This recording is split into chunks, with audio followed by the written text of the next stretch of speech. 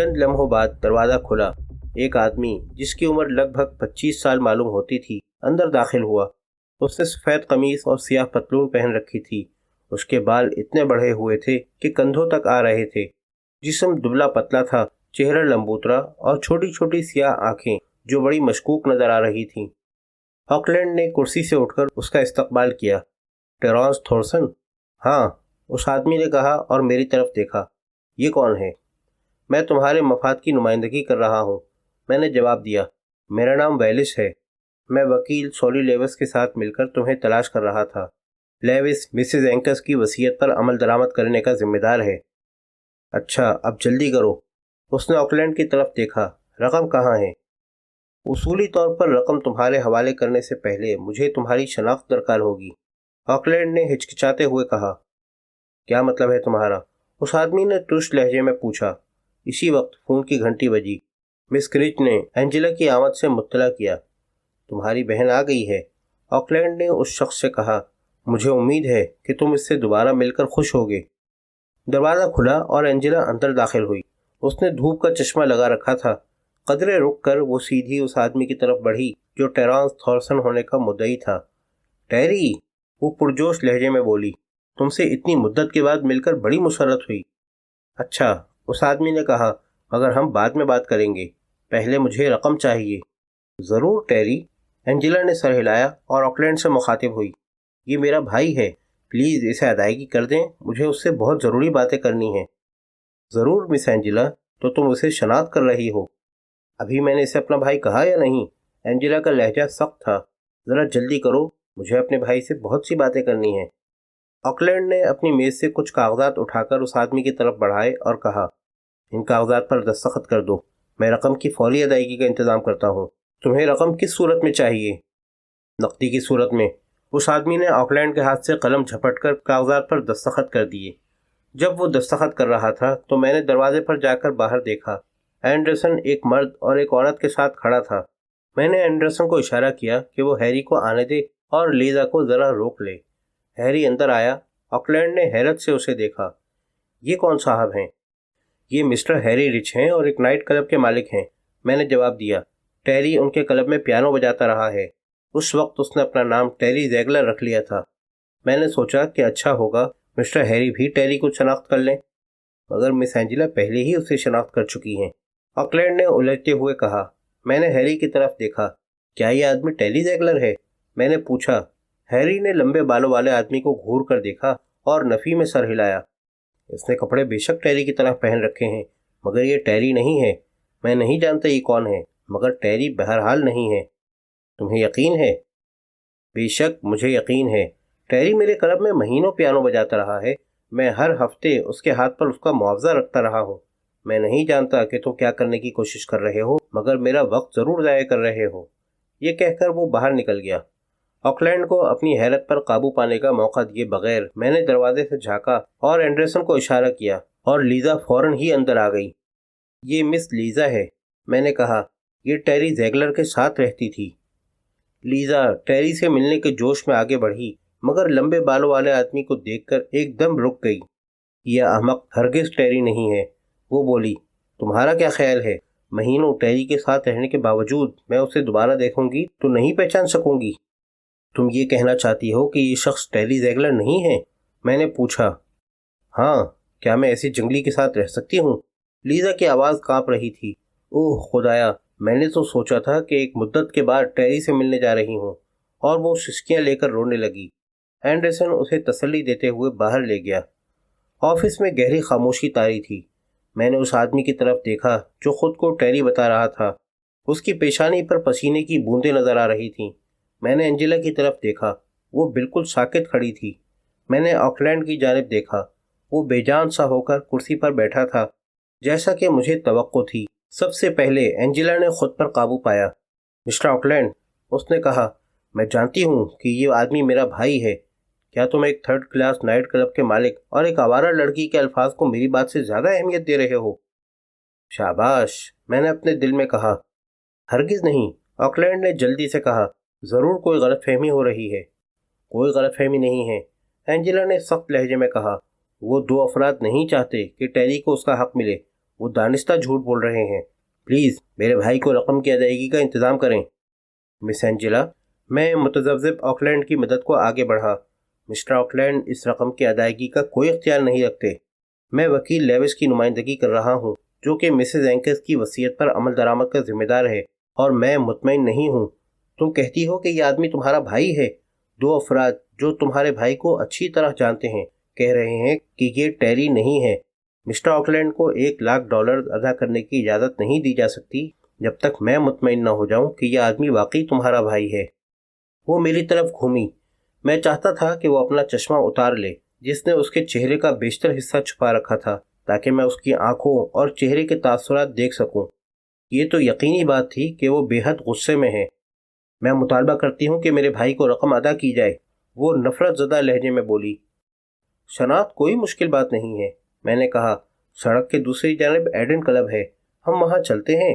Club का मालिक मेरा दोस्त है, मैं उसे आमादा कर लूँगा। इस आदमी को सिर्फ इतना ही करना पड़ेगा कि वहाँ पियानो बजाकर दिखाए। अगर ये इतना ही अच्छा पियानो बजा सकता है जितना टेरी बजाता था, तब इसे रकम मिल जाएगी। इससे ज़्यादा इंसाफ की बात क्या होगी?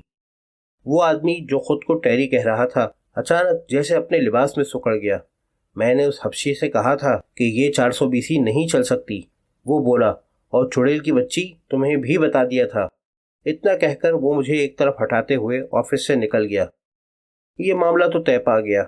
मैंने ऑकलैंड से कहा, अगर टेरी मिल गया तो मैं तुम्हें आगाह कर दूंगा। मैंने एंजेला की तरफ देखा, जो किसी मुजस्मे की तरह साकित खड़ी थी। अच्छी कोशिश थी मिस एंजेला, मगर इतनी अच्छी नहीं कि कामयाब हो जाती। मैं तुम्हें इसकी सज़ा दूंगी। उसने मुझे घूरा। ऐसी सज़ा जिसे तुम सारी ज़िंदगी याद रखोगे। ज़रा समझने की कोशिश करो, मैं नरमी से बोला। दौलत ही सब कुछ नहीं होती। मैं ऑकलैंड को एंजेला से निमटने के लिए छोड़कर ऑफिस से बाहर चला गया। मुझे उम्मीद थी कि एंडरसन मेरा इंतज़ार कर रहा होगा, मगर वो मौजूद नहीं था। मेरी कार भी गायब थी। मैंने एक टैक्सी पकड़ी और ऑफिस चल दिया। मुझे थॉरसन की फाइल में लगाने के लिए काफ़ी दिलचस्प रिपोर्ट टाइप करना थी।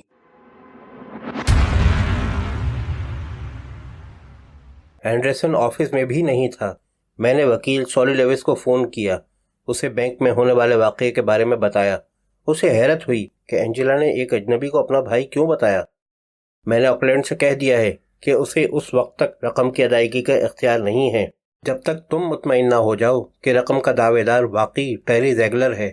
मैंने आखिर में कहा, अब तुम मुझे ये बताओ कि अगर टेरी मर जाए या कभी तलाश ना किया जा सके तो ये रकम किसे मिलेगी? मिसेस एंगस ने ये रकम उसके नाम छोड़ी है। अगर टेरी मर जाए या हम उसे तलाश न कर सकें तो ये रकम नज़दीक तरीन रिश्तेदार को मिलेगी। उसकी माँ को या उसकी बहन को? मैंने पूछा। उसकी माँ को। ओके लेविस, मैं तुम्हें सूरत हाल से आगाह करता रहूँगा। बेहतर होगा कि तुम भी ऑकलैंड को फ़ोन करके कह दो कि रकम तब तक अदा नहीं की जानी चाहिए जब तक तुम दावेदार के बारे में मुतमईन ना हो जाओ। ठीक है, मैं अभी फ़ोन कर दूंगा, लेविस ने जवाब दिया। उस वक्त 4:15 बजे थे। मैं सोच रहा था कि एंडरसन कहाँ चला गया। मैं नई सूरत हाल पर उससे तबादला ख्याल करना चाहता था। मैं अपनी रिपोर्ट टाइप करने लगा। रिपोर्ट ख़त्म ही की थी कि एंडरसन आ गया। तब 6:40 हुए थे। कहाँ चले गए थे? मैंने पूछा। पहले कुछ पिलाओ, फिर बताऊंगा कि कहाँ गया था, एंडरसन ने कुर्सी पर ढेर होते हुए कहा। मैंने बोतल निकालकर 2 गिलासों में विस्की उंडेली। एक गिलास उसे दिया, एक खुद लिया। अब बताओ, मैंने पूछा। वो आदमी जो खुद को टेरी कह रहा था बैंक से निकला, एंडरसन ने जवाब दिया। तो मैं देख सकता था कि वो बहुत गुस्से में था। वो एक होंडा मोटरसाइकिल पर बैठकर चल दिया। मैंने उसका ताक़ुब किया। उसका रुख साहिल समुंदर की तरफ था और मेरा अंदाज़ा था कि वो ब्लैक कैसेट क्लब जा रहा है, मगर मेरा अंदाज़ा गलत निकला। वो क्लब से आगे निकलता चला गया और फिर ऑस्ट्रेलिया की जानिब घूम गया। वहाँ 3 ब्लॉक हैं जिनमें मछेरे रहते हैं। मैंने कार कुछ पहले रोक ली। मैं उसे पार्क करके गली में दाखिल हुआ तो वो गायब हो चुका था, मगर होंडा मोटरसाइकिल एक खस्ता हाल इमारत के सामने खड़ी थी। मैंने मोटरसाइकिल का नंबर नोट कर लिया और फिर कार रजिस्ट्रेशन ऑफिस गया। वहाँ पूछने पर मालूम हुआ कि इस आदमी का नाम लीव जेरेंडो है और अपार्टमेंट नंबर 10 ऑस्ट्रेलिया में रहता है। एंडरसन विस्की का एक घूंट भरने के लिए रुका और फिर बात जारी रखी। फिर मैं पुलिस हेडक्वार्टर गया और जो बेगलर से बात की। वो ये जानना चाहता था कि मुझे जेरेंडो से क्या दिलचस्पी है। मैंने कहा कि मैं सिर्फ मालूमात हासिल करना चाहता हूँ اور وہ اس آدمی کے بارے میں کچھ جانتا ہے تو بتا دے۔ بیگلر نے بتایا کہ وہ جیرنڈو سے واقف ہے، مگر ابھی تک اس نے پولیس کو دخل اندازی کا موقع نہیں دیا ہے، لیکن پولیس اس پر نگاہ رکھے ہوئے ہے۔ اس کا باپ مافیا کے لیے کام کرتا تھا، پھر شاید اس سے کوئی غلطی ہو گئی اور اسے بم سے اڑا دیا گیا۔ تب جیرنڈو کی عمر 15 سال تھی۔ اس نے ساحل سمندر پر محنت مزدوری کر کے اپنی اور ماں کی کفالت کی، پھر ماں بھی مر گئی۔ بیگلر جیرنڈو سے مشکوک تھا، مگر اس کے پاس جیرنڈو کے خلاف کوئی ثبوت نہیں ہے۔ اس کے بعد میں ساحل سمندر پر گیا اور اپنے کچھ جاننے والوں سے پوچھا، مگر ان سے بھی کچھ معلوم نہیں ہوا۔ کوئی یہ نہیں جانتا کہ جیرنڈو کا ذریعہ معاش کیا ہے۔ بس یہ ہے میری تمام رپورٹ۔ تم نے اچھا کام کیا۔ اب میں البرنی سے جا کر پوچھوں گا، شاید اسے کچھ معلوم ہو، میں نے جواب دیا۔ اسی وقت انٹرکام بج اٹھا۔ میں نے بٹن دبایا۔ گلنڈا بول رہی تھی۔ اس نے فوراً تھورسن کی فائل لانے کو کہا۔ میں فائل لے کر گلنڈا کے آفس میں گیا اور فائل اس کی میز پر رکھ دی۔ کرنل پارنل کل صبح واپس آ رہے ہیں، گلنڈا نے بتایا۔ وہ فائل دیکھنا چاہیں گے۔ تحقیقات ختم ہو چکی ہیں۔ مسز تھورسن کا فون آیا تھا۔ اس نے کہا کہ اب اسے اس معاملے سے کوئی دلچسپی نہیں، اس لیے تحقیقات روک دی جائیں۔ اب وہ مزید فیس دینے پر آمادہ نہیں ہے، اس لیے اب تم اس کیس کو بھول جاؤ۔ گویا اب تک اس کیس پر جو کام کیا گیا تھا وہ ضائع ہو گیا، میں نے قدرے غصے سے کہا۔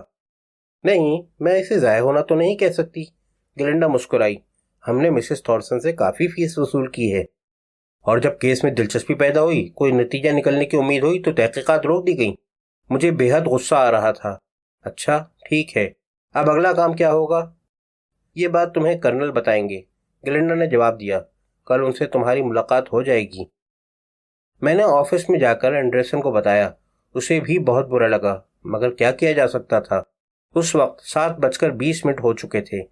ہم نے کھانے کے لیے جانے کا ارادہ کیا، تب ہی فون کی گھنٹی بجنے لگی۔ میں نے ناگواری سے ریسیور اٹھایا۔ اس وقت مجھے معلوم نہیں تھا کہ یہ فون کال میری پوری زندگی کو بدل کر رکھ دے گی۔ کون ہے؟ میں نے پوچھا۔ اوہ ویلس، ایک کانپتی زنانہ آواز ابھری۔ میں بیٹی اسٹوول بات کر رہی ہوں۔ ہیلو بیٹی، میں نے قدرے نرمی سے کہا۔ بیٹی اسٹوول بیلی وو ہوٹل میں کام کرنے والی تیسری استقبالیہ کلرک تھی۔ میں اس سے گاہے گاہے ملتا رہتا تھا۔ اچھی لڑکی تھی، خوش مزاج اور گھریلو ٹائپ کی۔ اوہ ویلس، مجھے یہ خبر سنانے پر معاف کر دینا، مگر کسی کو تو بتانا ہی تھا، وہ بھرائی ہوئی آواز میں بولی۔ میرا دل دھڑکنے لگا۔ کیا سوزی کے بارے میں؟ ہاں، سوزی مر چکی ہے۔ کیا بک رہی ہو؟ میرا دل جیسے دھڑکنا بھول گیا۔ سوزی مر چکی ہے؟ ہاں، بیٹی سسکیوں سے رونے لگی۔ میں بے حس و حرکت رہ گیا۔ سوزی، جس سے میں محبت کرتا تھا، شادی کرنے والا تھا، وہ مر گئی۔ کیا ہوا تھا؟ میں چیخا۔ مجھ سے مت پوچھو، میں نہیں بتا سکتی، پولیس سب کچھ جانتی ہے۔ اور سسکیاں بھرتے ہوئے بیٹی نے ریسیور رکھ دیا۔ میرا ذہن جیسے معاف ہو رہا تھا۔ میں نے اینڈرسن کی آواز سنی۔ مجھے افسوس ہے ویلس، وہ بولا، اور پھر مجھے اکیلا چھوڑ کر آفس سے نکل گیا۔ میں اس کے لیے اس کا ممنون تھا۔ میں کرسی پر بیٹھ گیا۔ میری نگاہیں خلا میں گھور رہی تھیں۔ سوزی اور اس کی باتیں یاد آ رہی تھیں۔ تب پہلی مرتبہ مجھے احساس ہوا کہ میں اس سے بے حد محبت کرتا تھا، اس سے کہیں زیادہ جتنا محسوس کرتا تھا۔ کافی دیر میں اسی کیفیت میں مبتلا رہا، پھر اپنے آپ کو سنبھالا۔ یہ کیسے ہوا؟ میں نے ریسیور اٹھا کر پولیس ہیڈ کوارٹر کا نمبر ڈائل کیا اور جو بیگلر سے بات کرنے کی خواہش ظاہر کی۔ وہ میرا اچھا دوست تھا۔ اس کی آواز ابھری۔ میں نے اپنا نام بتایا اور پوچھا، سوزی لانگ کو کیا ہوا؟ اس سے تمہارا کیا واسطہ؟ وہ میری گرل فرینڈ تھی، میں اس سے شادی کرنے والا تھا۔ اوہ خدایا، مجھے یہ سن کر بہت دکھ ہوا۔ لیکن ہوا کیا تھا؟ آج صبح مس سوزی ہوٹل جانے کے لیے کار میں بیٹھ رہی تھی، بیگلر نے بتایا۔ ایک کار قریب آ کر رکی۔ ایک آدمی نے سوزی سے ویسٹ بری ڈرائیو کا پتہ پوچھا۔ اس وقت دو بوڑھی عورتیں قریب سے گزر رہی تھیں۔ انہوں نے یہ گفتگو سنی۔ سوزی اس کار کے قریب جا کر راستہ بتانے لگی۔ تب دوسرے آدمی نے، جو پچھلی سیٹ پر تھا، اس کے چہرے پر تیزاب پھینک دیا۔ اس کے بعد کار تیزی سے روانہ ہو گئی۔ ان دو عورتوں کا بیان ہے کہ سوزی لانگ اپنا چہرہ ہاتھوں سے چھپائے چیختی ہوئی سڑک کی طرف بھاگی اور دوسری طرف سے آتے ہوئے ایک ٹرک سے کچل کر ماری گئی۔ میں بڑی خاموشی سے سن رہا تھا۔ ایسا لگتا تھا کہ میرے دل و دماغ دونوں سن ہو گئے ہیں۔ میرے جذبات کا اندازہ کرتے ہوئے بیگلر دیر تک خاموش رہا، پھر بولا، ہم لوگ اس کیس پر کام کر رہے ہیں مگر ابھی تک کچھ معلوم نہیں ہو سکا۔ وہ دونوں گواہ عورتیں بوڑھی اور بیکار ہیں، ان میں سے کوئی کار کا حلیہ نہیں بتا سکتی۔ ایک عورت کا خیال ہے کہ ڈرائیور سیاہ فام تھا، لیکن دوسری عورت اس سے اتفاق نہیں کرتی۔ پولیس کے آدمی گرد و نواح میں رہنے والے ہر فرد سے پوچھ گچھ کر رہے ہیں، ممکن ہے وہ کوئی مفید بات معلوم کر سکیں۔ میں سوچ رہا تھا کہ ڈرائیور سیاہ فام تھا۔ میں نے ایک گہری سانس لی۔ اب وہ کہاں ہے؟ میں نے پوچھا۔ شہر کے مردہ خانے میں، بیگلر نے جواب دیا، مگر تم اسے دیکھنے مت جانا۔ بیٹی اسٹوول نے اور ہوٹل کے اسٹاف مینیجر نے لاش کو شناخت کر لیا ہے۔ ہم نے اس کے والد کو اطلاع کر دی ہے اور وہ تدفین کا انتظام کرنے آ رہا ہے۔ تمہاری مدد کی ضرورت نہیں ہے۔ تیزاب نے اس کا چہرہ بگاڑ دیا ہے، تم اسے نہیں دیکھ سکو گے۔ میرا مشورہ ہے کہ اس معاملے سے الگ ہی رہنا۔ شکریہ بیگلر، میں نے کہا اور ریسیور رکھ دیا۔ وہ ٹھیک ہی کہہ رہا تھا۔ میں اپنے تصور میں سوزی کا خوبصورت مسکراتا شگفتہ چہرہ ہی رکھنا چاہتا تھا، کوئی ایسا چہرہ نہیں جسے تیزاب نے خوفناک بنا دیا ہو۔ میں نے سوچ لیا کہ تدفین میں بھی نہیں جاؤں گا۔ میں دیر تک سگریٹ پیتا اور سوچتا رہا۔ صدمے کے اثرات کم ہونے لگے اور اس کے بجائے انتقام کی خواہش بیدار ہونے لگی، اور آخر میں نے ایک فیصلہ کر لیا۔ اس کے بعد میں آفس بند کر کے نکلا، اپنے گھر پہنچا۔ دروازہ کھولنے کے لیے آگے بڑھا تو وہاں ایک کاغذ چسپا تھا جس پر لکھا تھا، احمق آدمی، تمہیں خبردار کر دیا گیا تھا۔ ساحلی علاقے میں کار پارک کی تو آسمان پر چاند چمک رہا تھا۔ میں نے اپنا بینک بیلنس چیک کیا، اکاؤنٹ میں $12,000 موجود تھے۔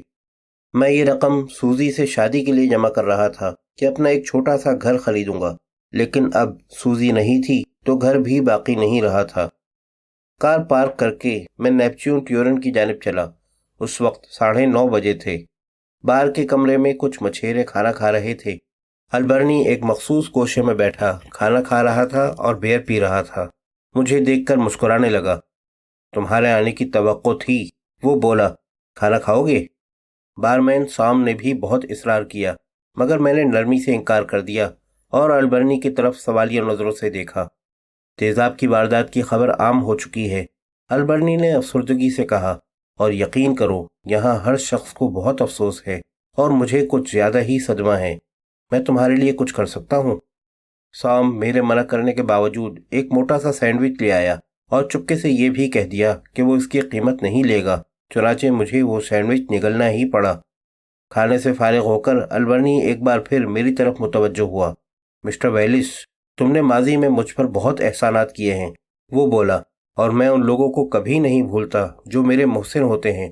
مجھے بتاؤ میں تمہارے لیے کیا کر سکتا ہوں؟ میں ان بدماشوں کو سزا دینا چاہتا ہوں جو اس واردات کے ذمہ دار ہیں، چنانچہ مجھے معلومات کی ضرورت ہے، میں نے جواب دیا۔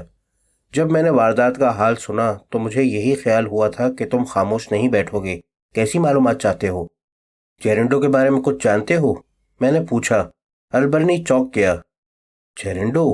اس نے دہرایا، تو کیا وہ اس واردات میں ملوث ہے؟ ممکن ہے کہ ہو، تم اس کے متعلق کیا جانتے ہو؟ وہ کوئی اچھا آدمی نہیں ہے، ویلنسکی کا چمچہ ہے۔ ویلنسکی ایک بڑی لانچ کا مالک ہے، اور جب وہ شہر سے باہر ہوتا ہے تو جیرنڈو لانچ کی حفاظت کرتا ہے، اس کا ڈرائیور ہے اور کچھ دوسرے کام بھی کرتا ہے۔ کیا وہ کسی بھی طرح ہینک اسمڈلے سے وابستہ ہے؟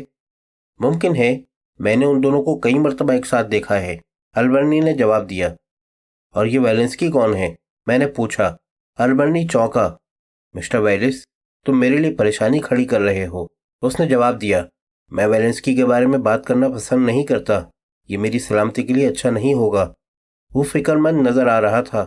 میں خاموش بیٹھا رہا۔ البرنی نے سوم کو اشارہ کیا اور وہ جلدی سے ساسیج کی ایک پلیٹ لے آیا۔ البرنی نے ایک ساتھ 3 ساسیج اٹھا کر منہ میں بھر لیے اور پھر میری طرف دیکھا۔ اگر میں ویلنسکی کے بارے میں کچھ کہوں اور اسے پتہ چل جائے تو سمندر میں میری لاش اس طرح ملے گی کہ میرا گلا کٹا ہوا ہوگا۔ اگر تم کسی کو نہ بتاؤ اور میں بھی اپنی زبان بند رکھوں تب اسے کیسے معلوم ہوگا؟ اب بتاؤ ویلنسکی کون ہے؟ اوکے مسٹر ویلس، میں بتاتا ہوں کہ وہ کون ہے، اور یہ صرف تمہاری خاطر ہے۔ کوئی اور آدمی ہوتا تو میں ہرگز کچھ نہیں بتاتا۔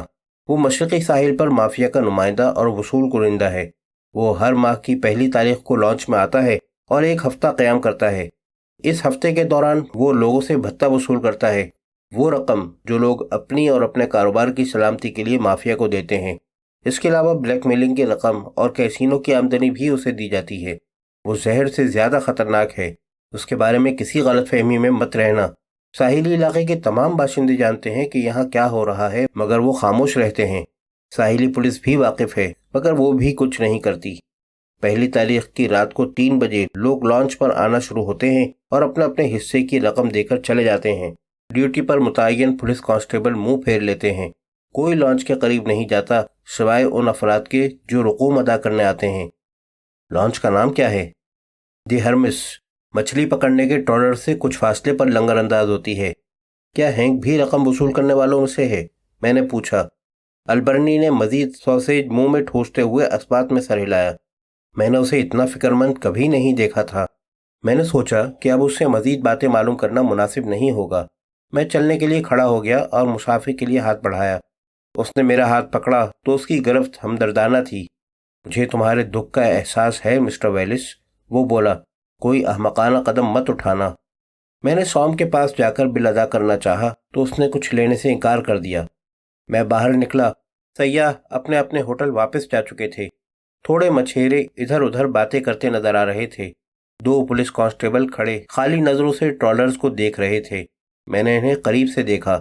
ये वेलिंस्की की आमद और उसके मकसद से आगाह थे और मुझे यकीन था कि बड़ी बड़ी रकूम देकर उनका मुंह बंद कर दिया गया था। अपने आप को सायों के दरमियान रखते हुए मैं आगे बढ़ता गया, यहाँ तक कि उस जगह पहुँच गया जहाँ हर्मिस लॉन्च लंगरअंदाज थी। मैं एक पाम के दरख्त के आड़ में हो गया। लॉन्च के अरशे पर एक आदमी बैठा नजर आ रहा था। लॉन्च पर कोई रोशनी नहीं थी। मैंने सोचा ये जेरेंडो होगा। बहुत सी बातों पर गौर करना था। मैं वापस घूमकर उस तरफ चल दिया जहां मैंने अपनी कार खड़ी की थी। मैं ब्लैक कैसेट क्लब के पास से गुजरा। गंदी खिड़कियों और पर्दों के दूसरी जानिब रोशनी हो रही थी। डांस की धुन भी बज रही थी। मैं कार में बैठकर घर वापस आया। वो रात करवटें बदलते गुजरी, सूजी और उन मुसर्रत बख्श लम्हात के बारे में सोचते हुए जो हमने एक साथ गुजारे थे। सुबह के 4 बजे अपने ख्यालात की यूरिश से तंग आकर मैंने ख्वाब आवर दवा की 3 गोलियां खाईं और बिलाखिर चंद लम्हों बाद सो गया।